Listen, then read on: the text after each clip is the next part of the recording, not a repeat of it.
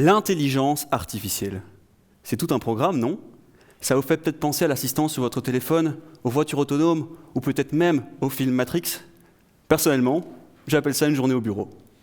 Moi, je suis physicien des particules. Les particules, ce sont les constituants élémentaires de la matière. Vous en connaissez peut-être déjà, le proton, l'électron, mais il en existe bien d'autres. Il y a le quark, le neutrino et surtout le boson de Higgs. Le boson de Higgs, c'est la particule qui donne leur masse à toutes les autres. L'étudier en détail pourrait révéler des pans entiers de physique encore inconnus. Pour cela, on utilise le plus grand accélérateur de particules au monde.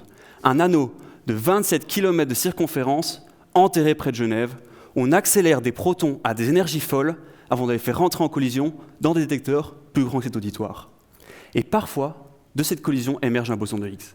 Alors il se désintègre quasiment immédiatement en d'autres particules, mais ces particules, elles, peuvent être détectées et on peut indirectement comprendre comment se comporte ce boson.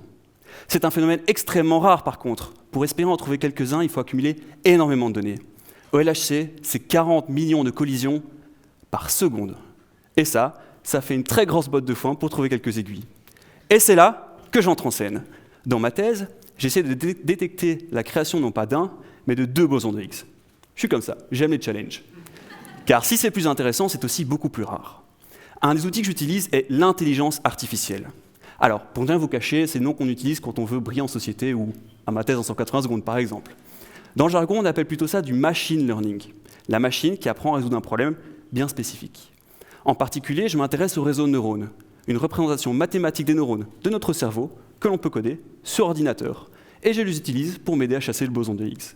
Alors vous allez me dire, oui mais Florian, à quoi te servent les neurones que tu as là-haut si c'est pour utiliser ceux de ton ordinateur? Eh bien justement, pour que l'élève soit performant, il lui faut un bon professeur. Car un réseau de neurones, c'est un petit peu comme un étudiant quand il arrive à l'université en première année. Au début, il ne sait rien. En tout cas, c'est ce que ses professeurs lui disent. Il va falloir qu'il étudie et qu'il comprenne la matière. Eh bien, un réseau de neurones, c'est un petit peu pareil. Mon objectif, c'est de l'entraîner sur des simulations pour qu'il comprenne la physique derrière les collisions de particules. Mais pas simple de comprendre ce qui se passe dans sa tête, et il peut même tricher en apprenant par cœur. Pour éviter ça, je peux notamment lui demander de généraliser à des données qu'il n'a pas encore vues. Une session d'examen, en somme. Une fois que je suis satisfait, je peux appliquer sur mes données et voir si effectivement des bosons de Higgs se cachaient dans un botte de foin. Et au final, un réseau de neurones, c'est aussi un petit peu comme un étudiant en thèse. Apprendre sans cesse de nouvelles choses, être dirigé par un promoteur, effectuer des mesures pour espérer un jour finir dans une publication, et qui sait, un concours comme ma thèse en 180 secondes.